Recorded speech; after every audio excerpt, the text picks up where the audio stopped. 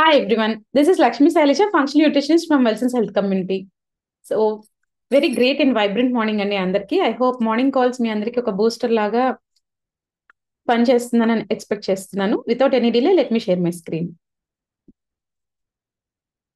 So let's discuss అండి, nutrition important role ఎలా play చేస్తుంది, అసలు నర్వస్ సిస్టమ్ మీద మనకి దాని హెల్త్ మీద అనేది డిస్కస్ చేద్దాం. ఓకే, అసలు నర్వస్ సిస్టమ్ అనేది మనకు ఒక కాంప్లెక్స్ కమాండ్ సిస్టమ్ అనమాట హ్యూమన్ బాడీలో. అండ్ ఆల్సో అది మనకు ఒక నెట్వర్క్ సిస్టమ్ లాగా పనిచేస్తుంది ఓవరాల్ బాడీకి. అండ్ నర్వస్ సిస్టమ్ అనేది టూ డిఫరెంట్ టైప్స్ గా స్ప్లిట్ అయి ఉందన్నమాట. అదేంటంటే central nervous system and peripheral nervous system. Central nervous system లో బ్రెయిన్ అండ్ స్పైనల్ కార్డ్ ఉంటాయి మనకి, అది కమాండ్ సిస్టమ్ అనమాట. అది commands through out body.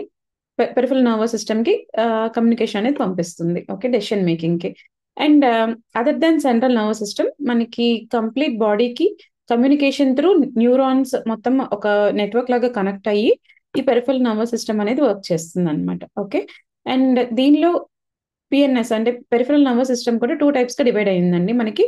Autonomic nervous system అంటే ఏంటంటే మన ఇన్వాల్వ్మెంట్, మనం తలుచుకోకపోయినా, మనం ఇన్వాల్వ్మెంట్ లేకపోయినా జరిగే అన్ని కండిషన్స్ కూడా దీని కిందకు వస్తాయి అనమాట. అంటే మనం పడుకున్నప్పుడు అన్ని ఆర్గన్స్ హీల్ అవ్వడం అండ్ రిపేర్ సిస్టమ్ జరగడం కానీ బాడీలో, అండ్ సర్క్యులేటరీ హెల్త్ ప్రాపర్ గా చూసుకోవడం, హార్ట్ బీట్ కానీ డైజెషన్ ఇట్లాంటి అన్ని కూడా అన్నమాట. And also somatic nervous system అంటే ఏంటంటే మన సెన్సరీ ఆర్గన్స్, ఐదు సెన్సెస్ ని మనం యూజ్ చేసి ఆ, ఒక ఫంక్షన్ ఏదైనా జరిగితే అది దీని కిందకు వస్తుంది అనమాట. ఓకే, అండ్ ఆల్సో ఒక మూమెంట్ మనం చెయ్యాలన్నా, మన చెయ్యి కదపాలన్నా, మనం కదలాలన్నా, ఎవరితోనైనా మాట్లాడాలన్నా, ఏదైనా చూసినప్పుడు రెస్పాండ్ అవ్వాలన్నా, ఇట్లాంటి కండిషన్స్ అన్ని కూడా మనకి వాలంటరీగా జరుగుతాయి కాబట్టి అవన్నీ సొమాటిక్ సిస్టమ్ మనకి అంతా చెక్ చేసుకుంటూ ఉంటుంది అనమాట. ఓకేనా.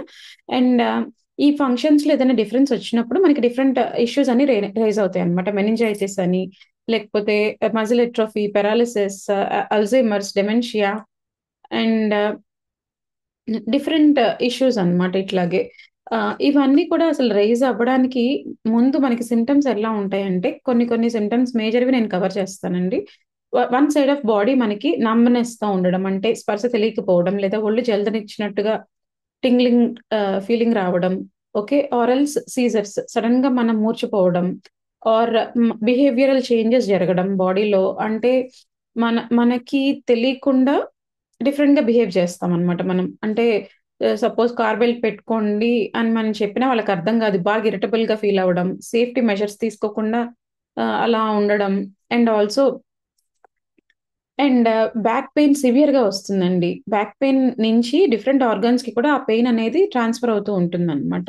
ఇట్లా జరిగినా కానీ, ఆర్ఎల్స్ మాట కంప్లీట్ గా ముద్దగా వస్తుంది అనమాట మనకి. అంటే ఆ, మాట అర్థం కాదు, అట్లాంటి కండిషన్ కూడా సివియర్ కండిషన్ అనమాట. ఓకే, ఇట్లాంటి అన్ని. అండ్ ఇంకా లాట్ ఆఫ్ సిమ్టమ్స్ ఉంటాయండి. ఏదైనా మనకి స్పెసిఫిక్ గా ఇలాంటి కనిపించినప్పుడు ఇమీడియట్ గా డాక్టర్ ని అప్రోచ్ అవ్వాలన్నమాట మనం. ఓకేనా.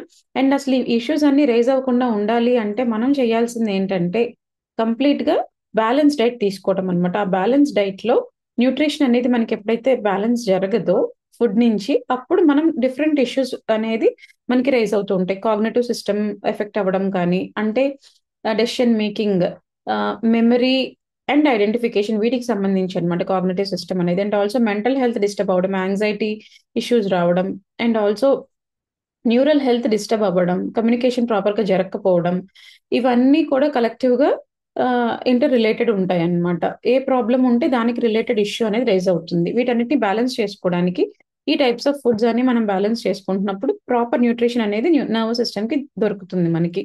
ఫస్ట్ థింగ్, యాంటీ ఆక్సిడెంట్ ఎందుకు కావాలి బాడీ కంటే, మన బాడీలో జరిగే ఆక్సిడేటివ్ స్ట్రెస్ వల్ల కూడా మన న్యూరల్ హెల్త్ అనేది డిస్టర్బ్ అవుతుంది అనమాట. అంటే సపోజ్ ఆక్సిడేటివ్ స్ట్రెస్ అంటే ఏంటంటే, ఆపిల్ కానీ పొటాటో కానీ మనం కట్ చేసి పక్కన పెట్టాం అనుకోండి, అది మనం అట్మాస్ఫియర్ లో ఆక్సిజన్ తో రియాక్ట్ అయ్యి ఆక్సిడైజ్ జరిగి దాని ప్రాపర్టీ అనేది నార్మల్ ఫంక్షన్ లో ఉండదు కదా. ఆ డిగ్రేడేషన్ ఏదైతే ఉందో అదంతా కూడా మన బాడీలో కూడా జరుగుతుంది అనమాట. మన సెల్యులార్ లెవెల్లో ఫ్రీ ఎలక్ట్రాన్స్ అనేవి రైజ్ అవుతాయి. దానివల్ల ఆక్సిడేటివ్ స్ట్రెస్ జరుగుతుంది. దీన్ని గెట్ రిడ్ అవ్వడానికి యాంటీ ఆక్సిడెంట్స్ అనేవి మనం ప్రాపర్ గా యూటిలైజ్ చేసుకోవాలన్నమాట ఫుడ్ నుంచి. అంటే నట్స్ కానీ, డార్క్ చాక్లెట్ కానీ, and also berries, different berries like blueberries, black berries, raspberries, and blueberry, strawberry, raspberries ఇట్లాంటివి అనమాట. ఓకేనా?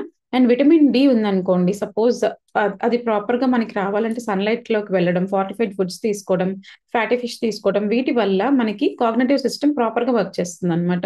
అండ్ బి విటమిన్ బ్యాలెన్సింగ్ చేసుకోవడం వల్ల అంటే గ్రెయిన్స్ నుంచి కానీ, లీఫీ వెజిటబుల్స్ నుంచి కానీ, ఎగ్ తీసుకోవటం వల్ల బ్యాలెన్స్ జరిగి మనకి అది ఎలా హెల్ప్ చేస్తుందంటే డిఫరెంట్ న్యూరాన్స్ వాటి కమ్యూనికేషన్ పాస్ చేసేటప్పుడు ఆహ్, అవి న్యూరో ట్రాన్స్‌మిటర్స్ త్రూ పాస్ చేస్తాయన్నమాట. ఓకే.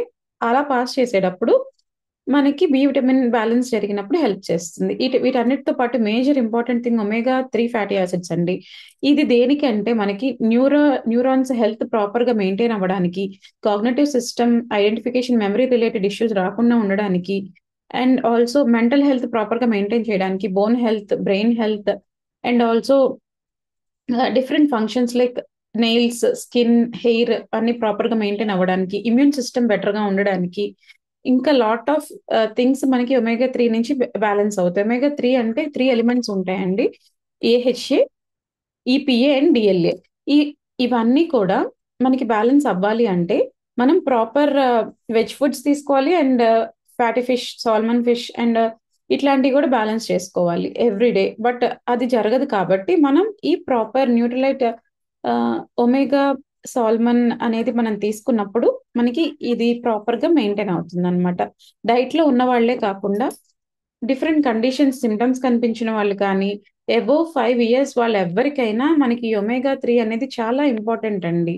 డిఫరెంట్ ఫంక్షన్స్ కోసం. ఓకే. సో, అది ఫుడ్‌లో బ్యాలెన్స్ అవ్వలేదంటే ఈ సప్లిమెంట్ తీసుకోవడం వల్ల మనకి ఎంతో హెల్ప్ జరుగుతుందనమాట. ఓకే. అండ్ న్యూట్రిలైట్‌లో అయితే మనకి సాల్మన్ ఒమేగా సజెస్ట్ చేస్తాము. అండ్ బి విటమిన్ బ్యాలెన్సింగ్ కోసం అయితే నేచురల్ బి అని ఉంటుందండి. ఈస్ట్ ప్లస్ అని అది సజెస్ట్ చేస్తామనమాట. And also antioxidant balance కోసం మనకి విటమిన్ సి సజెస్ట్ చేస్తాం. అదే పిల్లలకైతే చూవబుల్ ఫార్మ్‌లో ఉంటాయన్నమాట. అండ్ మినరల్స్ బ్యాలెన్సింగ్‌కి మనం multi vitamin, multi mineral tablet ఏదైతే ఉందో అది ఇస్తాము. అండ్ ఇంకేదైనా స్పెసిఫిక్ సింప్టమ్స్ ఉంటే వాటికి వేరేవి కూడా సజెస్ట్ చేస్తామన్నమాట.